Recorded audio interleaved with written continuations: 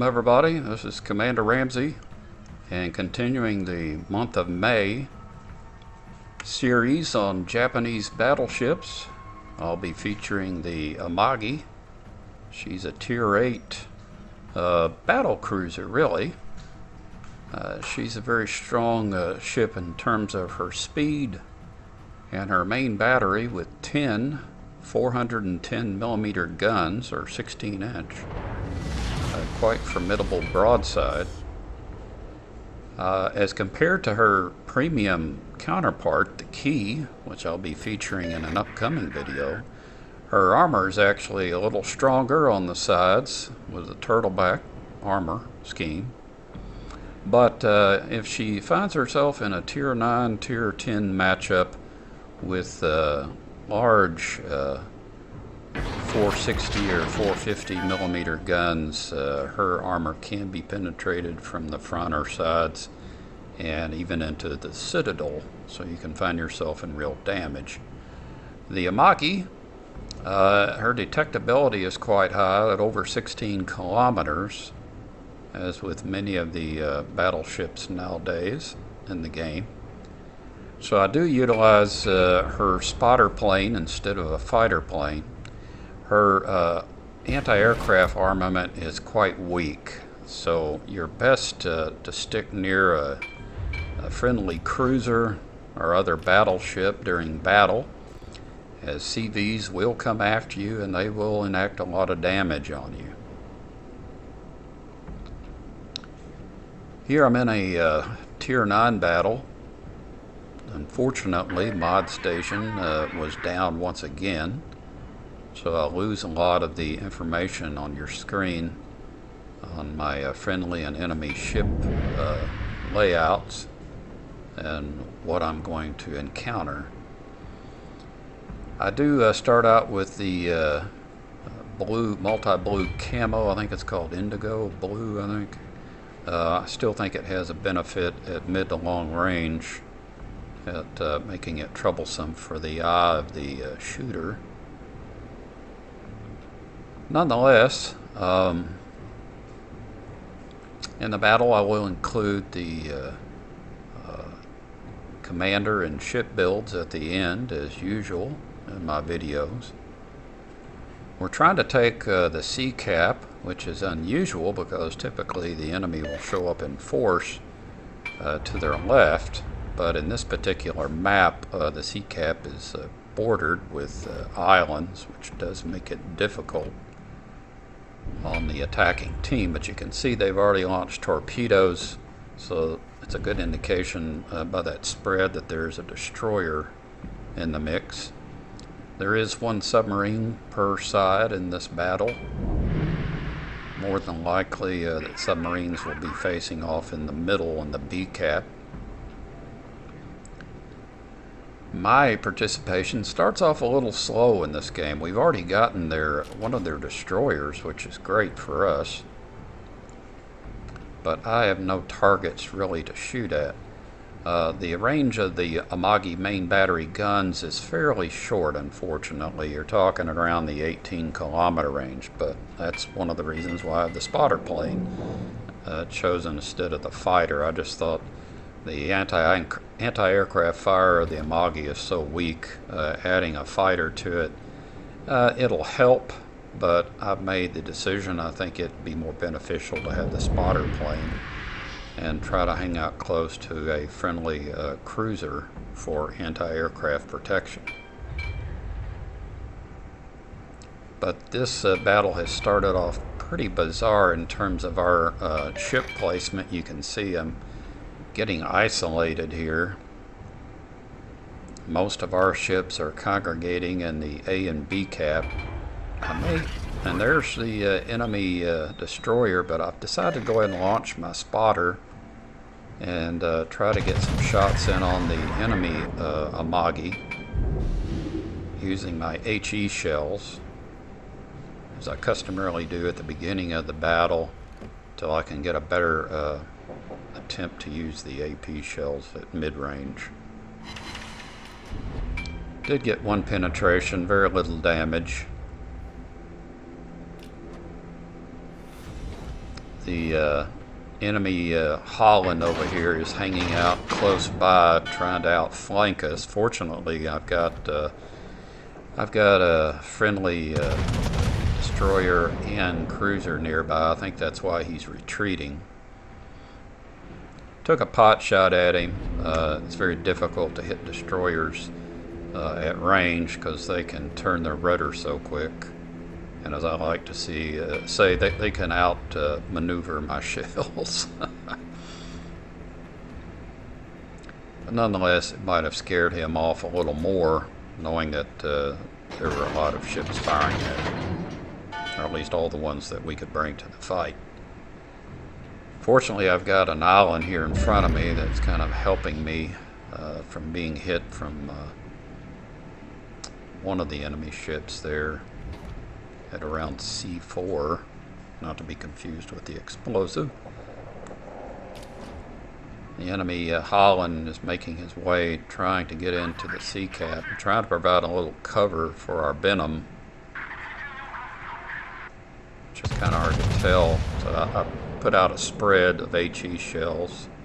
Of course, the Holland stops on a dime and basically overcomes the laws of physics and is able to back up and miss my shells. This game's starting off quite slow, but I will tell you it ends fairly better for me. So please stay tuned and watch the rest of the video here. Finally, I think I get a decent shot on the Amagi. He's kind of hanging out there at mid-range, so I don't need my spotter plane because he's on coffee break.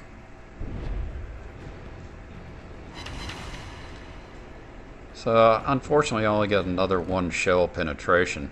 One thing you'll find out is the Sigma, which is part of the dispersion calculation. The Amagi and the Key both do not have the greatest accuracy on their shells. I would say they're in the middle of the pack, but you do have 10 guns, 5 different turrets. You can get some decent shots there, and I got a pretty good one there. But I am set on fire. I did start a fire on one of the enemy ships. The Key and the Alaska are nearby. The Alaska is trying to come forward. My fire is still burning, I think, on the enemy Key. I get all 10 guns there on the Alaska, but here's probably an example of accuracy. It looks like I've got him. And I just got 2 barrels that hit. And the Alaska's a large ship. Of course, it may have been my aiming there. But normally I get more than that if I'm, say, in the Bismarck or particularly one of the American battleships. Now that shot, you would think I would hit him good. That's an easy shot.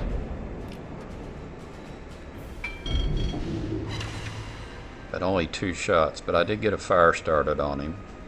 And 2 defendeds, which does help with your XP score. And any shot while he's in the cap resets the cap, but we've got our submarine there in the cap, so I'm trying to speed up and provide him some cover. The Alaska is equipped very well with radar and hydro. I wish I'd had my AP loaded there. I only get 1 or 2 shots at 10 kilometers, which is pretty poor.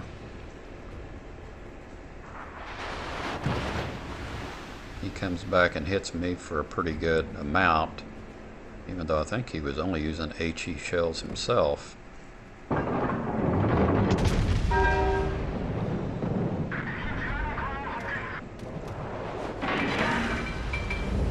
Overpin, 2 overpins using the AP shells, even on the Alaska.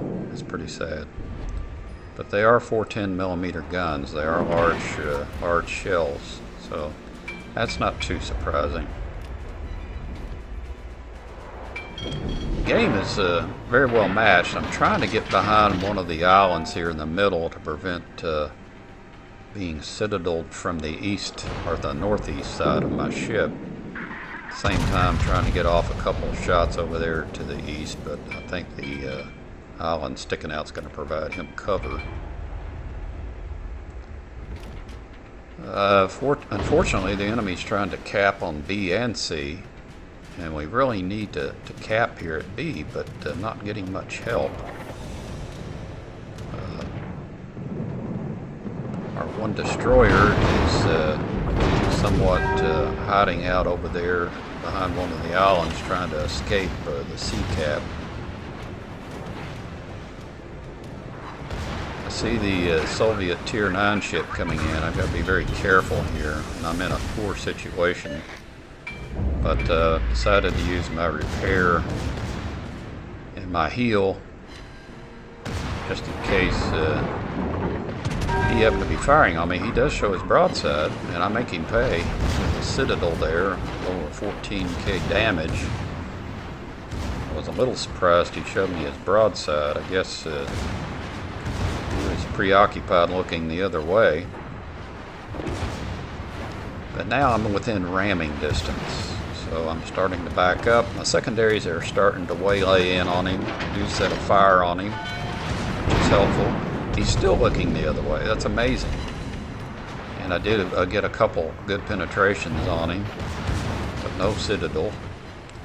Unfortunately, my back 3 guns are facing the other direction, so I'm trying to keep my front 2 guns busy.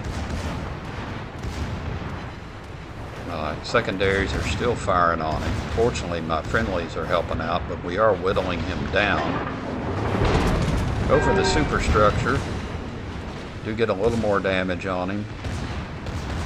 But I gotta be careful not to back up too much, but not get rammed by him. His health is whittling down, fortunately. I'm waiting for my main battery guns on the front to come back up. Now I'm getting hit by the right side, which is bad. Here I go ahead and finish him off, but I've got to sneak quickly back behind the island, or I'm going to get pummeled, unfortunately. A cruiser, Tier 9, I think he's Tier 9 cruiser over there, is really letting me have it. At the same time, I've got another ship in the B cap trying to take the cap. We're starting to lose in terms of number of ships, but the score is fairly even. Unfortunately, I've got another battleship I've got to contend with, the Amagi, and his health is in much better shape than mine.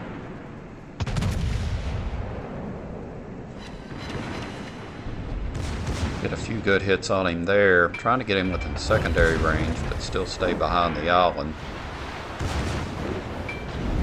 Went ahead and used my heals. I'm in pretty rough shape here.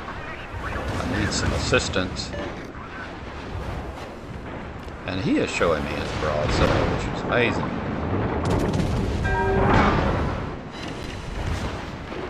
Got some pretty good penetrations there, but no Citadel.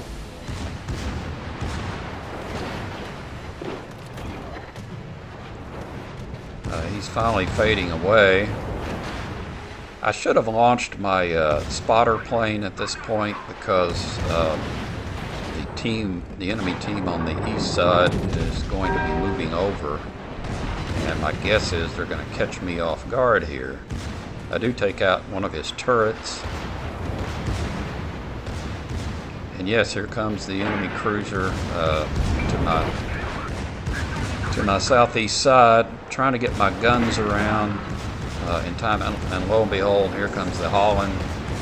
I can get a good shot on them, but unfortunately they take me out on a strong hit of over 10,000, and I could have nailed that Holland pretty good there, but unfortunately the Santander took me out with a strong shot. He must have hit one of my weak spots, which on this ship there are many. But it looks like we're going to go down in this particular battle. I do manage to score over 109,000. in the Tier 8 Amagi, with a glorious sinking there. I do break up in the middle, but my team has melted away, and we will lose this game. But overall, it was a strong battle.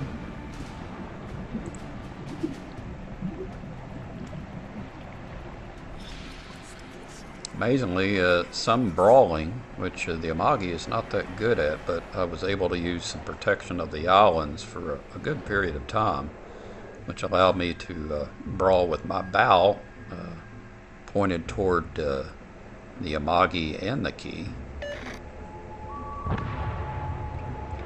And there went our submarine, leaving only our battleship left to do battle. The one thing I would say about the Amagi is she's probably best played at mid-range, and I say that because her gun accuracy at long range is going to be challenging, even with the spotter plane. You might get a good fire started here or there at long range early in the match. Mid-range, she's probably best, as you can still able to use HE, but even probably use AP shells if you get a good broadside potential shot. With 10 barrels, she's quite strong as far as her overall broadside delta capability. But we'll take a look at the battle here. I got 5 fires started, 18 defended, and that was due to the standoff there at the B cap, and that'll help my XP score. 2 citadels, only destroyed 1 enemy ship, but my overall score was high at almost 110,000. 21 penetrations, not bad. Not bad at all. Take a look at the team score. Like I said, it was a Tier 9 battle. And actually, it was a Tier 10 battle. I forgot. Yeah, this was a Tier 10 battle, and I was the low tier. But I came in second. And the Tier 8 submarine on our team, the Alliance, came in first. That shows you how strong the submarines are right now if you know how to play them. A detailed look at the battle is approximately, I had 5 fires started, 25,000 damage. The HE shells, another 20,000. HE secondaries, 7,000. So about 50% of my damage was due to HE shells, whether that be the main battery or the secondaries, and the rest of it was fire damage. And I did get in about half of my overall damage was AP shells, 27, shooting a little better than 50%, which is quite well for the Amagi. The enemy Amagi, 28,000 damage there, another 25,000 on the Alaska, and 13,000 on the Key, and the Holland, who got away there at the end, who survived thanks to his teammate. I didn't really have my bonus flag set up too high this time. You can see I only got about 5,000 commander XP, which is low for me. Typically I score in the 15 to 30,000 range. Did manage to add more on the task on the campaign.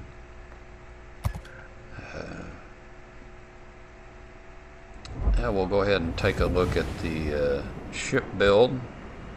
You can see again the camo I'm using. Specifically it's Blue Lagoon, yeah, that's it. And I still think it has some effect at mid and long range on the enemies, making it harder for them to tell between the lower and the upper part of the bow. I do use the modification here, Damage Control Party, to extend its time.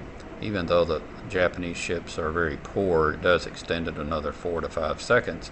I find this helpful when going against submarine torpedoes, and it does have a little bit of effect on trying to reduce fire damage if somebody's trying to set you on fire.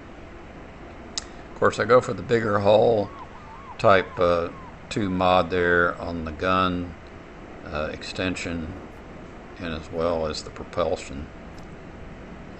Typical build for my battleships on the signal flags.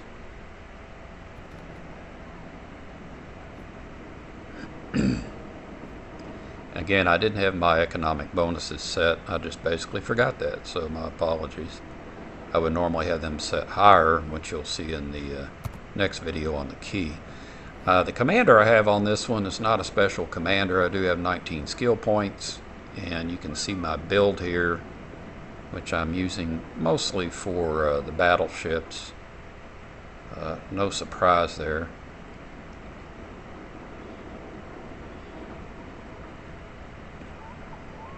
I do have the concealment use and the fire prevention,